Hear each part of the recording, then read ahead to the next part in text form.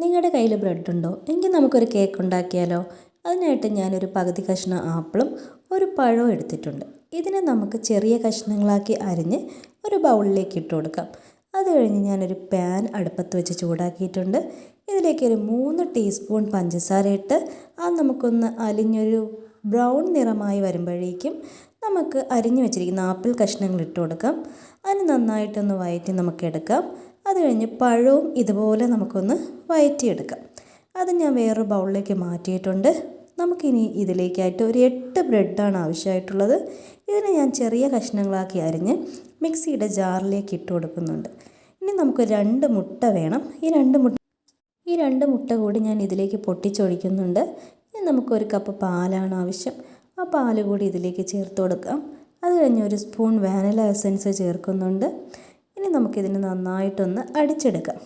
ഇനി എൻ്റെ കയ്യിൽ ഒരു നട്ട്സിൻ്റെ ഓട്സ് ഉണ്ടായിരുന്നു. ഞാൻ അത് ഓപ്ഷനിലാണ്, ഉണ്ടെങ്കിൽ ചേർത്താൽ മതി. അതും കൂടി ഞാൻ ഇതിലേക്ക് ചേർക്കുന്നുണ്ട്. ഒരു 1/4 ഭാഗം എടുത്തിട്ടുണ്ട്. അത് ഇതിലേക്ക് ചേർത്ത് നന്നായിട്ടൊന്ന് ഇളക്കിയെടുക്കാം.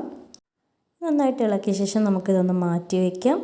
ഇനി നമ്മൾ ഏത് പാത്രമാണോ കേക്ക് ഉണ്ടാക്കാൻ എടുക്കുന്നത് ആ പാത്രം എടുത്ത് അതിലേക്ക് നേരത്തെ പഴത്തിൻ്റെ ആപ്പിളിൻ്റെ മിക്സ് ഒന്ന് വെച്ച ശേഷം അതിൻ്റെ മുകളിലേക്ക് ഈ ഒരു മിക്സ് കൂടി ചേർത്ത് കൊടുക്കാം. ഞാനിവിടെ ഒരു വലിയൊരു പാത്രം എടുത്തിട്ടുണ്ട്.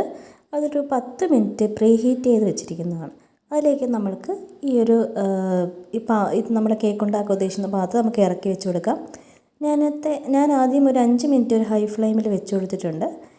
ഇനി നമുക്ക് ഇതൊന്ന് മീഡിയം ഫ്ലെയിമിലോട്ട് മാറ്റാം.